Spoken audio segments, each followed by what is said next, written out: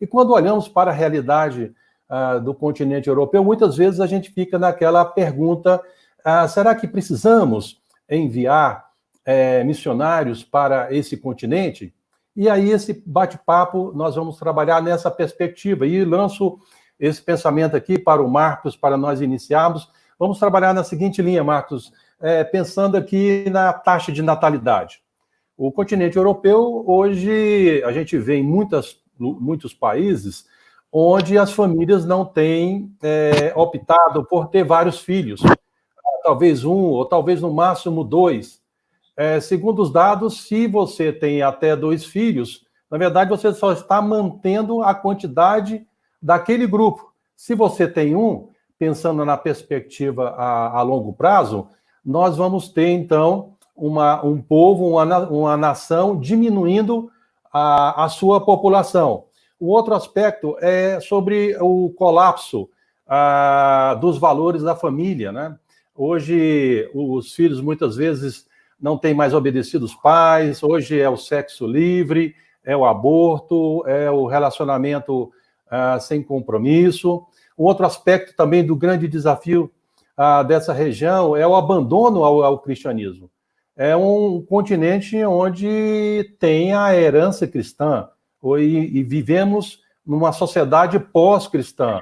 As pessoas pararam de ir à igreja, pararam de ler a Bíblia, abandonaram as raízes religiosas, abandonaram as leis morais, e mais em voga nessa onda imigratória dos refugiados de várias partes do mundo, em países que há guerra, e eles carregam todos os seus pressupostos religiosos, todos os seus pressupostos culturais. Muitas vezes, ao trazer esses pressupostos culturais e religiosos, eles implementam também as suas perspectivas religiosas, as suas culturas.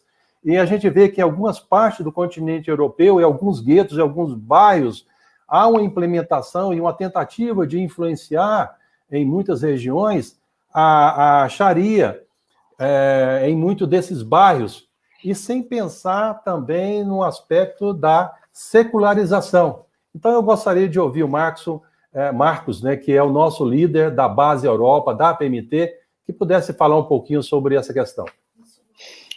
Bom, é um prazer estar com vocês e, na verdade, é uma temática extremamente interessante, mas muito complexa, e a gente pode dizer aqui em grandes linhas que, se a gente pensa, por exemplo, a partir da França, da influência que a França exerceu e ainda exerce na Europa e no mundo, desde a Revolução Francesa, em 1870, em 89, com a divisão da Igreja, do Estado, a queda do rei, isso tudo gerou uma influência enorme no pensamento francês e influenciou bastante a Europa.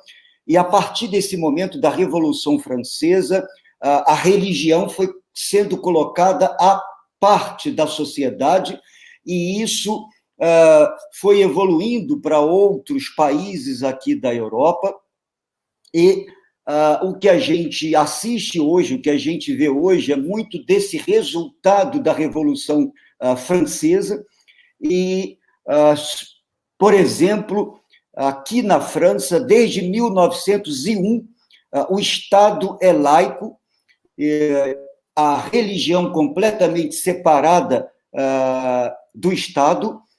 O Estado se tornou, na verdade, a religião da sociedade, das pessoas, e isso fez com que a religião fosse lançada, a religião cristã, a religião, de um modo geral, fosse lançada para um cantinho muito privado, muito pessoal, muito restrito. As pessoas têm vergonha de dizer que são cristãs, que são evangélicas, que são protestantes.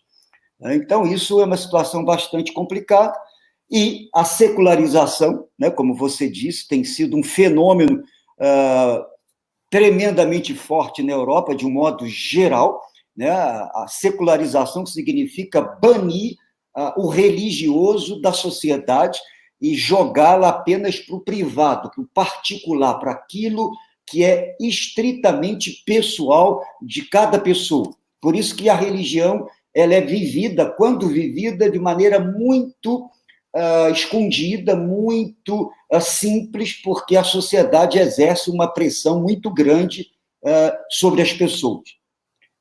É bem verdade que nós tivemos a influência da teologia liberal, né, no século passado, no final do século XIX, século XX, isso também desestruturou muito a sociedade, né, e com isso os valores éticos, morais, né, sociais, espirituais, foram todos muito influenciados, relativizados, né, e, consequentemente, a fé cristã foi perdendo o seu valor e a sua força na sociedade.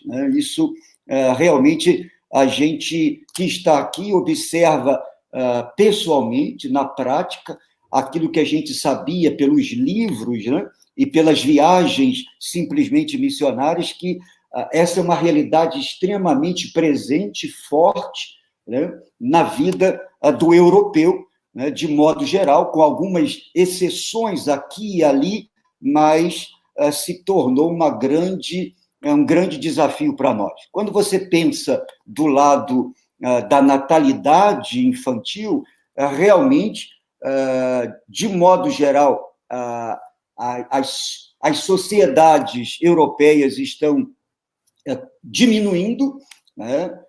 O número de filhos por família a cada ano diminui de modo geral, a gente vê aqui e ali um aumento. Na minha região, por exemplo, você ainda vê pais com mais de 2 filhos, né? Mas aqui eu estou falando de uma região muito específica, mas isso tem contribuído bastante para a questão da sociedade de cada país. E, como você bem disse, a gente entra na questão desse processo nos últimos 30, 20 anos migratório, né, sobretudo de países, de culturas de influência islâmica. Então, você tem um desequilíbrio, uma família europeia com 2 filhos e uma família de origem islâmica com 5, 6, 7 filhos. E isso, no passar do tempo, dos anos, você tem exatamente uma miscigenação muito grande na cultura e, consequentemente, uma influência, né, dessas culturas de origem islâmica. Daí, as pessoas dizem que daqui a algumas décadas a Europa vai ser completamente islamizada se nada for feito. Mas a gente vê o avanço, né, dessas culturas islâmicas, sobretudo em alguns países, como a Inglaterra, a França, a Alemanha, a Bélgica, a Espanha. Há um movimento muito forte nesse sentido.